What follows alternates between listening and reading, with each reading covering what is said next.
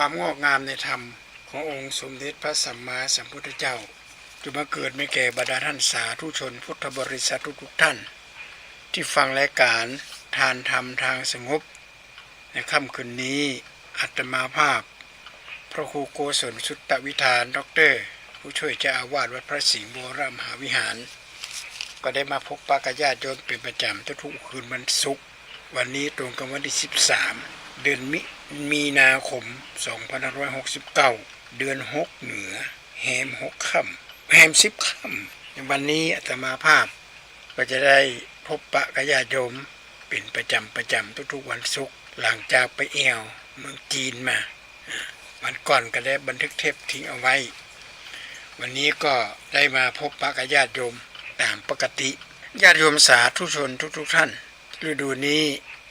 เข้าสู่ย่างเข้าสู่ฤดูร้อนเปิดห้องวันหน้าร้อนอากาศก็ร้อนเปลี่ยนแปลงไปต่างๆนานาบอกว่าจะเป็นกลางค่ำกลางคืนหรือฤดูกาลนอกจากจะร้อนแล้วก็จะมีฝนตกแถมวัน2 วันนี้ก็ผ่านมาแล้วก็คืนอากาศก็หนาวอาจจะเจ้าวันที่12อากาศ20 องศาก็ถือว่าเย็นถ้าถึงบ้านเฮาแต่ถ้าประเทศจีนเนี่ยญาติโยมถ้าไผไปแอวเนี่ยประเทศจีนเนี่ยอากาศเนี่ย-2 -3ธรรมดาถ้าอากาศธรรมดาก็0 องศานี่คือเป็นฤดูหน้าหนาวไปแต่ช่วงที่อาตมาภาพไปแอวนะมัน-7 -8กลายเป็นหิมะหนึ่งในชีวิตครั้งแรกในชีวิตที่เคยไปปะหิมะนะวันแรกเนี่ยโหมันตกลงมาอย่างครับเปิดอะไรอย่างนั้นเปิดปุ๋ยฝ้ายมันโรยเข้าไปกระตกใส่หลังคาลบมันก็เป็นกำน้อยทำให้เป็นหิมะเป็นก้อนใหญ่ทีนี้มาพูดถึงเกี่ยวกับบ้านกับเมืองเฮาว่าสถานการณ์บ้านเมืองเฮาเนี่ยมันเป็นอย่างไรพ่ออากาศร้อนนอกจากอากาศร้อนแล้วก็ยังมีมลภาวะอย่างต่างๆนานาเข้ามาว่าจะเป็น PM ก็เป็นขี้ฝุ่นขี้อย่างเข้ามาหนักเลยและสิ่งสำคัญมากที่สุดอันนี้คือภายนอกภายนอกเนี่ยที่เขาไม่สามารถที่จะห้ามมื้อฝนตกห้ามมื้อแดดออกห้ามมื้อตะวันขึ้นตะวันลงนี่มันห้ามไม่ได้เพราะมันเป็นไปตามสภาวะของจักรวาลมันก็เป็นของมันเจี๊ยใครว่าจะได้ก็นึกเป็นเจี๊ยแต่สิ่งหนึ่งที่อยู่ภายในอันนี้ระมัดระวังมากที่สุดที่เป็นภัยร้ายตอนนี้กำลังตุ่มต่ำได้ข่าวว่ามีการบ่งบอกระมัดระวังเตรียมเข้าปลาอาหารเตรียมเสบียงอาหารไว้อาจจะเกิดสงครามโลกครั้งที่3ว่ากันไปอาจจะบ่ได้นะญาติโยมแต่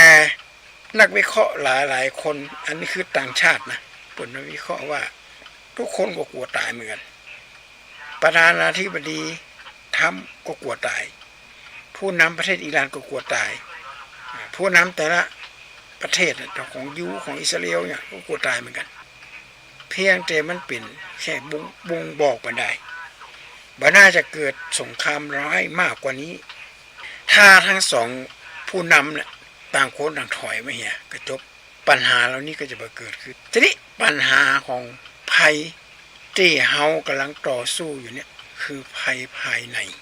พระพุทธเจ้าบอกว่าภัยภายในนี่มันอันตรายกว่าภัยภายนอกอย่างฝนตกเฮาก็หาล่มหาหยังมากางอากาศหนาว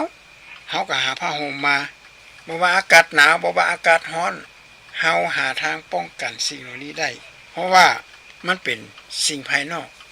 แต่ภัยภายในนะญาติโยมภัยจะมาสร้างการนะภัยจะมาบงการบ่มีภัยมาบงการได้มีแต่ตัวเฮาต่างหากที่ไปปรุงแต่งในสิ่งที่มันเกิดขึ้นตาจมูกลิ้นกายใจเปิ้นฮ้องว่าอายตนะภายในอายตนะภายนอกถ้ามันกระทบกันขึ้นมาปุ๊บแล้วเฮาไปปรุงแต่งขึ้นมาเนี่ยอันนี้แหละมันจะเกิดภัยร้ายกับตัวเก่า พระเจ้าเปิดให้มองเฉพาะตัวเพราะนั้นและปฏิบัติกรรมฐานเนี่ยนะปฏิบัติกรรมฐานไม่อยู่สองอย่างหนึ่งสมถะสองวิปัสสนาสมถะนี่หมายถึงว่าศึกษาเรื่องศีลสมาธิปัญญาศีลสมาธิปัญญานะคือเป็นแม่บทของการดำเนินชีวิตชีวิตจะมีความสุขกายสบายใจหูปี่หูน้องหูจักความกตัญญูกตเวทิตาช่วยเหลือเกื้อกูลซึ่งกันและกันอันเนี้ยเขาเรียกว่าปฏิบัติตามศีลตามธรรมแต่ในขณะเดียวกันนั้นวิปัสสนานะคือกายเวทนาจิตธรรมหูจักกายหูจักร่างกายเขาด้วยในการปฏิบัติสติปัฏฐานสี่เนี่ยบางคนได้ว่าปฏิบัติอย่างกรรมฐานหาว่าล้าสมัยบัตันสมัยเฉยอะไรที่ยิงกันตายถึงวันมันเฉยกันเนี่ยถ้าเกิดประเทศใดประเทศหนึ่งบ้าระห่ำขึ้นมาเอาระเบิดปรมาณูไปทิ้งระเบิดปรมาณูถึงแม้จะทิ้งอยู่โลกก็ดีอยู่ไหนไกลก็ดีนะควรพิษมันยังปิวไม่นะญาติโยมมันยังกระทบกระเทือนต่อสิ่งแวดล้อมไม่ว่าจะเป็นทะเลไม่ว่าจะเป็นข้าวปลาอาหารเนี่ยมันจะเข้าไปหมดเลยเพราะอย่างระเบิดปรมาณูเนี่ยบุคคลที่สร้างขึ้นมาที่ทฤษฎีคิดขึ้นมานะคือไอน์สไตน์เนี่ยไอน์สไตน์เป็นคนคิดขึ้นมาทฤษฎีของนิวเคลียร์ระบบนิวเคลียร์แต่เปิ่นเอามาสำรับใจให้เกิดประโยชน์ประเดี๋ยวนี้กับพลังงานนิวเคลียร์ญาติโยมเปิ่นเอามาแปลงพลังงานนิวเคลียร์เปิ่นเอามาแปลงอย่างเปิ่นเอามาแปลงระบบการไฟฟ้าบัดจำเป็นต้องใจขุดเหมืองแร่ขุดอะไรอย่างขุดติ๊กดุงคิดรูขุดลิกไนอย่างต่างๆอย่างนั้นเนี่ยแถบยุโรปเกือบทุกประเทศเลยเป็นใจพลังงานนิวเคลียร์ในการใช้ไฟฟ้าเพื่อนต้องการเอามาใช้แบบนี้มาแล้วเป็นระเบิดนะพี่จะมาฆ่าคนนะเขาปฏิบัติกรรมฐานเนี่ยเขาปฏิบัติกรรมฐานนี่หมายความว่าเขาปฏิบัติเพื่อให้หูจักกายให้หูจักตัวเก่าและอย่าไปลุ่มหลงกับกายเขาตัวเก่าหนักลงไปโบราณเรากับบริเป็นบอกว่างัวควายม้าช้างมวยม้างอัตตาดูขนเขางาขายจนมดเสี่ยงมนุษย์เขาตายมาลายมดเสี่ยงบ่เหลืออินทรีย์เปล่าว่างมีแต่ความดีที่ยังโต๊ะค้างให้ลูกหลานได้ชื่นชมทำดีไว้เตอะส่วนบุญกุศลเนี่ยไว้เมืองคนหับผลไปหน้า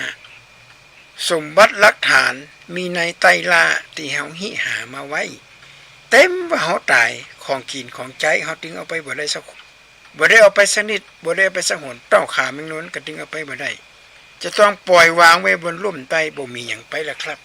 แม้แต่เข้าของเงินทองสินทรัพย์เฮานั้นก็บ่ได้เอาไป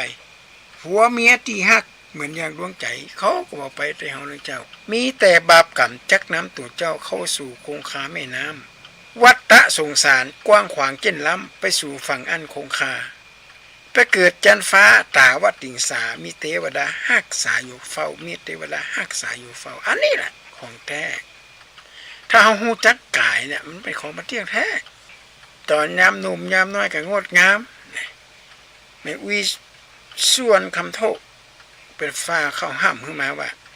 สังขารธรรมคนเฮามนุษย์มันมีที่สุดตึกแล้วก็ถึงตายตั้งแต่เริ่มเก้าถึง90 ปลายถึงยิงถึงใจเหมือนกันเมื่อเกิดเป็นคนมันก็ต้องสู้เพื่อนเปรียบมาดูแน่ไซคนเฮาเกิดมาก็เหมือนรังดอกไม้เมื่อแรกเริ่มต้นหนทีการเป็นมาลากำลังจะจีดวงมาคุยแมงบ่มาใกล้กันเริ่มเป็นสาวอายุก็ได้14 ปีดีคุยครบเปล่งปลั่งขึ้นมากับหน้าขาวมดยศรุ่นนี้ก็ต้องระวังกันเป็นดอกไม้ก็ขี้ใบกลางจีก็จะบานความงามก็เริ่ม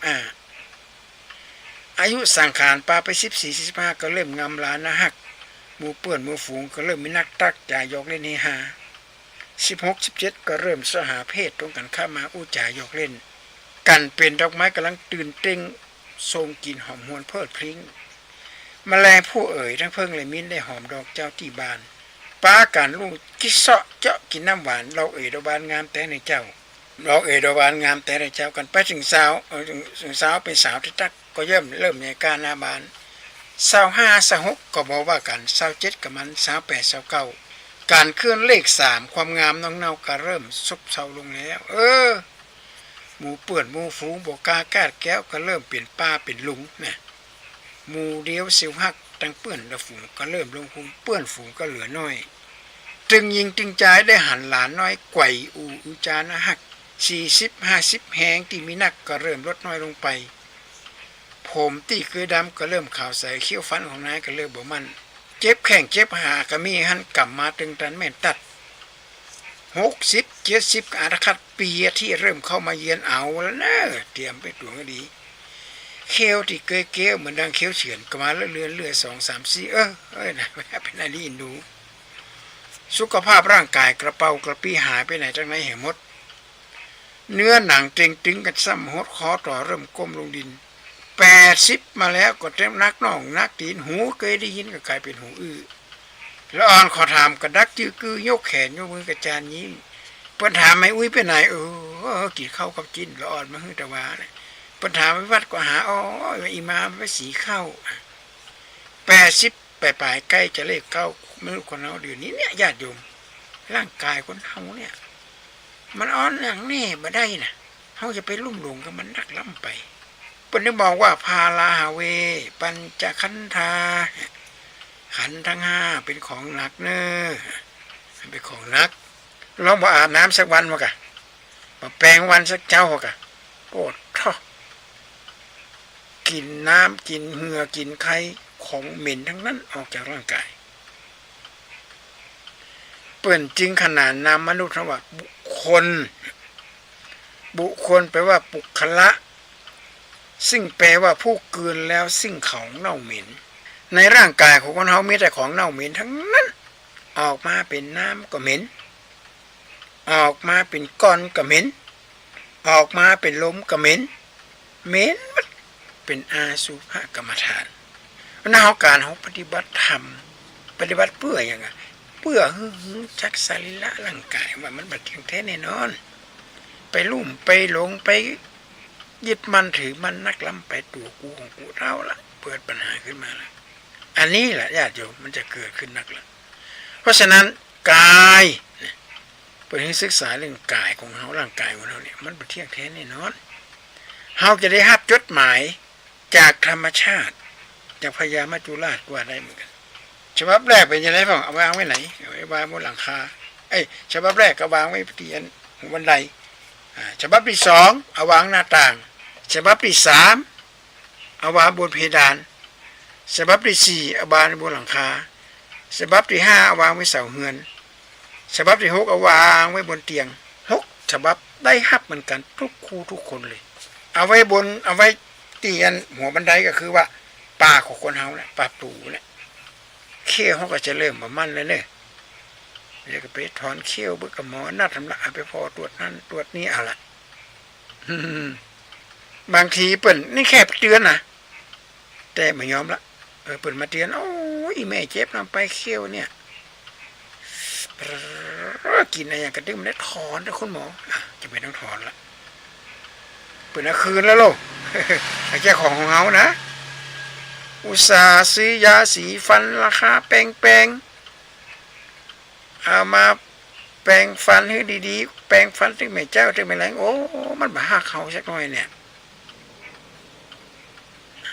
เอาวางไว้บนหน้าต่างจดหมายฉบับนี้ก็ได้แก่หูเฮาเนี่ยเหมือนกับเสียงที่เข้ามาทางหน้าต่างเริ่มจะละเริ่มจะบ่ใครได้ยินเสียงอย่างนั้น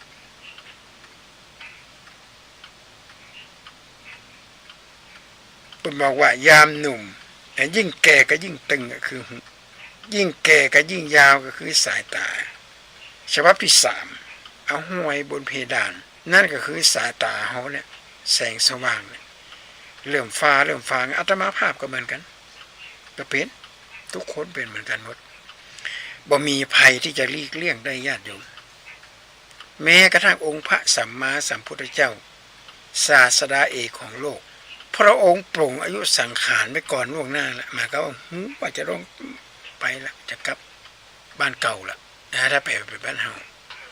ง่ายๆว่าจะได้รับการพระปรินิพพาน อันนี้ฉบับที่3ฉบับที่4เอาไว้บนหลังคาเส้นผมเขาเริ่มขาวแล้วจากเส้นผมดำแบบบางคนเอาไปย้อมด้วยนะย้อมก็ย้อมถ้านำยาหมดอายุก็ปีกมาดำปีกมาขาวมันเก่าแล้ว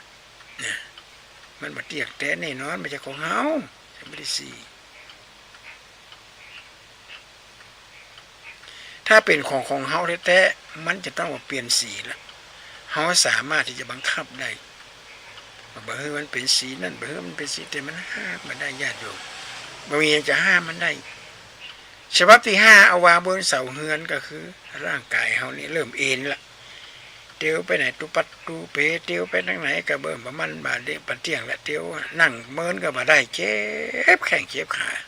นั่งเมินก็เจ็บนั่งก็โอยนอนก็โอยเหมือนดอกไม้โรยรุ่งจากเกสรอันนี้มันเป็นศาสนธรรมแท้ๆญาติโยมต่อเขาเป็นนักกีฬาโอลิมปิกต่อเขาเป็นนักกีฬาจะได้กระจ่างถ้า80 90กันเริ่มแล้วเนอะมีรถมาละนั่งวิวแชร์แล้ว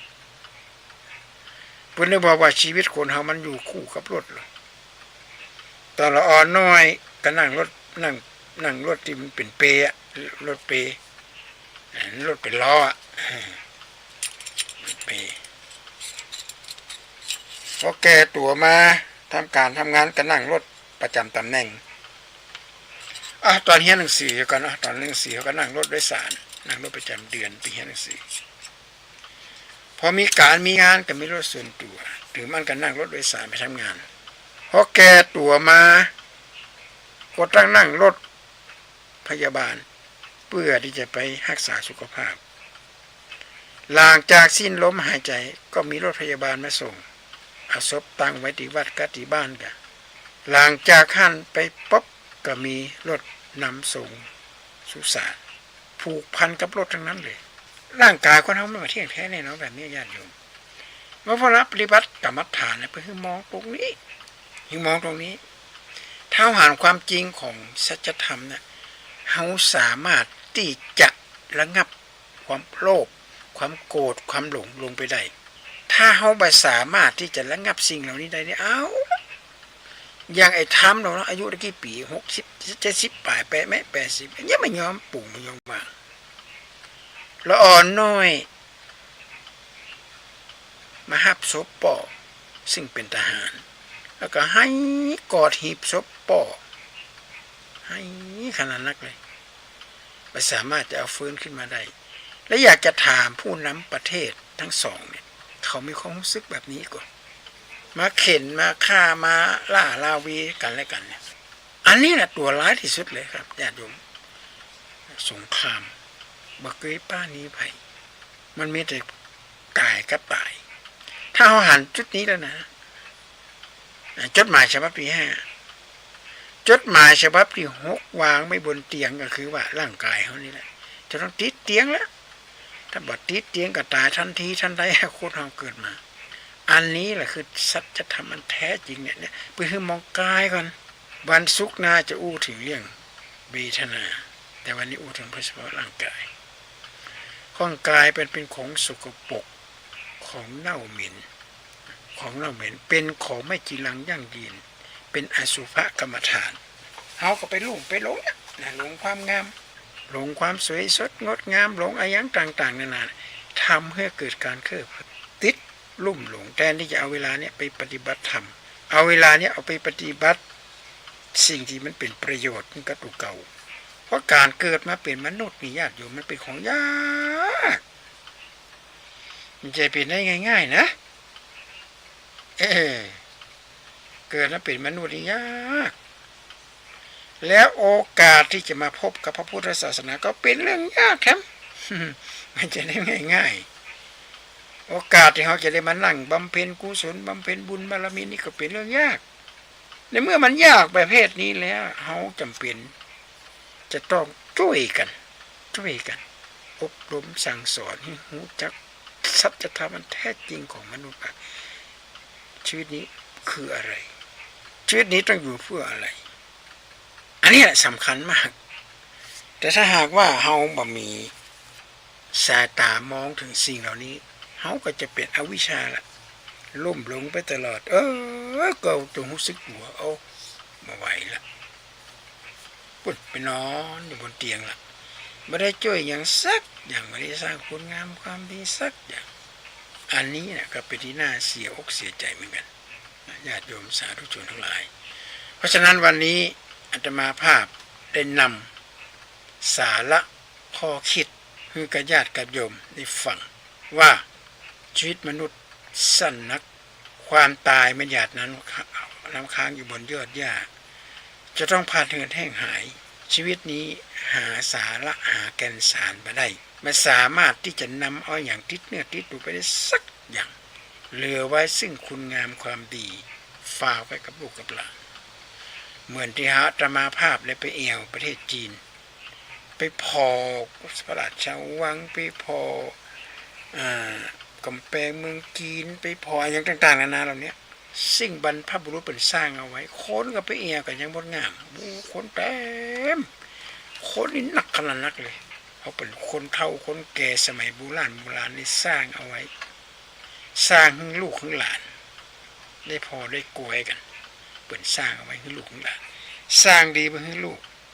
สร้างถูกไปให้หลานคนก็ส่วนคนไม้กระสนไม้เป็นของโกบเกือบโบราณนะญาติโยมสาธุชนทั้งหลายในวันนี้อาตมาภาพผู้ครูโกศลสุตตวิธานก็ได้ปูถึงธรรมะและธรรมคำสอนขององค์พระสัมมาสัมพุทธเจ้ามาพอสมควรขอความเจริญงอกงามในธรรมจงมีแก่บรรดาท่านสาธุชนพุทธบริษัททุกท่านที่ฟังรายการทานธรรมทางสงบเพื่อให้เกิดสุขบานหวานใจในการดำเนินชีวิตเราจะได้นำมาเป็นแม่บทของการดำเนินชีวิตขอเจริญ